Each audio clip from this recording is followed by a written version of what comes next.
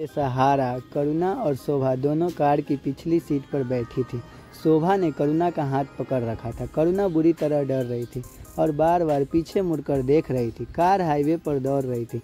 शोभा ने करुणा से कहा, करुणा बिल्कुल मत डर, अब तुझे वो लोग नहीं ढूंढ पाएंगे, उन्हें पता भी नहीं चलेगा कि तू कहाँ गई है। यह सुनकर करुणा थोड़ा सा सहज हुई। शोभा ने पानी की बोतल करुणा की ओर बढ़ाई। करुणा ने पानी पिया। फिर वह कुछ देर बाद आंख बंद करके बैठी रही, जैसे कोई बहुत बड़ी मुसीबत उसके सर से टल गई हो। कुछ देर बाद शोभा ने पूछा, करुणा तू ठीक है? क्या हम बात कर सकते हैं? अब तू बता पाएगी क्या हुआ है? करुणा ने हाँ में सर हिलाकर और फिर कहना शुरू किया, शोभा, जब से मेरी शादी हुई सब कुछ ठीक चल रहा था। ये बहुत प्यार करते थे, मुझे पूरा ध्यान रखते थे। एक भी दिन ऐसा नहीं था जब हमारी लड़ाई हुई हो।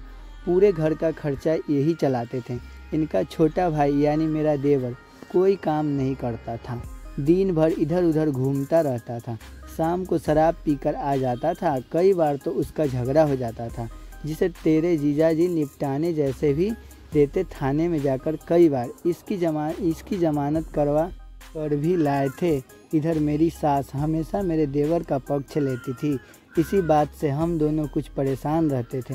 अभी 6 महीने पहले हम रात को खाना खाकर सोने की तैयारी कर रहे थे, तभी 2 लोग बाइक पर हमारे घर आए और मेरे देवर का नाम पूरा लेकर पूछने लगे। इन्होंने कहा वह घर पर नहीं है, तो वो ज़बरदस्ती घर में घुसने लगे, क्योंकि मेरे देवर ने उनसे काफ़ी पैसे उधार ले रखे थे। वो सोच रहे थे कि हमने उसे छिपा रखा है। जब बहुत देर तक झगड़ा करने के बाद भी वे लोग नहीं माने तो इन्होंने उनसे एक गुंडे को धक्का दे दिया। यह देखकर दूसरे ने गन निकालकर इन पर फायर कर दिया। यह कहकर करुणा सुबक कर रोने लगी। उसकी बातें सुनकर शोभा की आंखें से भी आंसू बह रहे थे।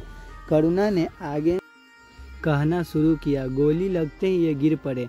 मैं इन्हें संभालती रही, चिल्लाती रही, तब भी वो दोनों भाग गए। किसी तरह इन्हें अस्पताल ले गए, लेकिन रास्ते में ही ये नहीं रहे। मेरी तो दुनिया ही उजड़ गई। सोचते समझते ही शक्ति चली गई। पूरे घर में रोना पीटना मच गया, लेकिन इनके छोटे भाई को जरा भी दुख नहीं था। वह तो एक ही बात बोल रहा था, घर की तलाशी लेने देता तब, मैं नहीं मिलता तो वापस चले जाते। उनसे पंगा लेने की क्या ज़रूरत थी? मेरी सास और देवर कुछ ही दिनों में सब भूल गए। उन्होंने पुलिस में कंप्लेंट भी वापस ले ली, यह कहकर कि वे गुंडे उन्हें भी मार डालेंगे। मैं बेसुध सी बैठी रहती थी। एक दिन मेरी सास मेरे पास आई और बोली, महारानी कब तक शोक मनाती रहोगी? घर का काम कौन करेगा? मेरा तो कुछ करने का मन ही नहीं कर रहा। समझ नहीं आ रहा था अब जीव तो भी किसके लिए, लेकिन सास ने मुझे काम में लगा दिया। मैं घर के काम में अपने आप को व्यस्त रखने लगी। कुछ दिन बीत गए, पर मेरी सास एक दिन मेरे पास आई और बोली, करुणा, ज़िंदगी बहुत लंबी है, तेरा वैसे भी कोई सहारा नहीं है, तू मेरे छोटे बेटे यानी अपने देवर से शादी कर ले। यह सुनकर मेरे होश उड़ गए कि ये क्या बोल रही है। मैं तो सपने में भी ऐसा नहीं सोच सकती हूँ। अब मुझसे बर्दाश्त नहीं हुआ और मैं अपने सास को साफ साफ बोल दिया, खबरदार माजी, बाद में उस शराबी का नाम मेरे नाम के साथ जोड़ा। मैं अपने पति को खातिर आपकी सेवा करने के लिए यहाँ पड़ी हूँ। मैं मर जाऊँगी लेकिन कभी उस शराबी से शादी नहीं करूँगी। यह सुनकर मेरी सास बहुत गुस्सा हो गई और बोली, मैं भी देखती हूँ कैसे शादी नहीं करोगी। जब वो किसी दिन तेरे ज़बरदस्ती कर लेगा तो तुझे मजबूरी में शादी करनी पड़ेगी। मेरी सास की रहते ये सब नहीं हो सकता था, क्योंकि गांव में जब जान जाते आज दोपहर को जब मैं घर का कूड़ा फेंकने घर के पीछे जा रही थी, तो मेरी सास मेरे देवर से कह रही थी कि आज रात तेरी मौसी के घर जा रही हूँ, तू रात को करुणा को अपने बस में कर लेना। ये लो पैसे, अभी भी आ, रात को मत पियो। सुबह हम लोगों से यह कह देंगे शराब के नशे में ये सब हो गया, अब दोनों की शादी कर देंगे। यह सुनकर मेरे देवर ने कहा, लेकिन माँ वो नहीं मानी। तब मेरी सास ने कहा, उसके हाथ पैर तोड़ दियो, फिर ना कहीं भागने लायक रहेगी ना किसी को कुछ बताने लायक। मैंने यह सुना तो मेरे पैरे तले ज़मीन खिसक गई। मेरी सास तो चली गई, मेरा देवर पीकर आंगन में खड़ा था।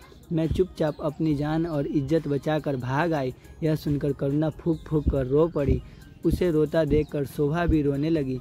हे भगवान, इतना सब सहती रहती है।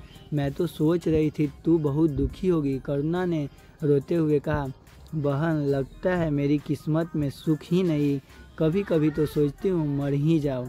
शोभा ने उसे समझाते हुए कहा, नहीं करुणा, मेरे रहते तुझे चिंता करने की ज़रूरत नहीं है, अब से तू हमारे साथ रहेगी। करुणा शोभा के गले लगकर रोती है। रास्ते भर शोभा उसे तसल्ली देती रही। कुछ देर में करुणा को जैसे नींद आ गई।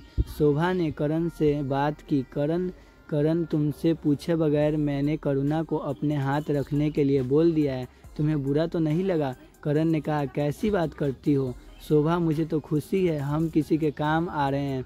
कुछ ही देर में तीनों घर पहुंच गए। शोभा ने करुणा को गेस्ट रूम में ले जाकर सुला दिया। उसे बाद में अपने बेडरूम में आ गए। थक जाने के कारण करण तो सो गया, लेकिन शोभा की आंखें से नींद गायब थी। पिछले 3-4 घंटे में इतना कुछ हो गया जिसे सोचकर उसे यकीन नहीं हो रहा था। तो दोस्तों, स्टोरी के आगे भाग को पढ़ने के लिए मेरे चैनल पे जाएं और मेरी वीडियो आपको अच्छी लगी तो सब्सक्राइब करें।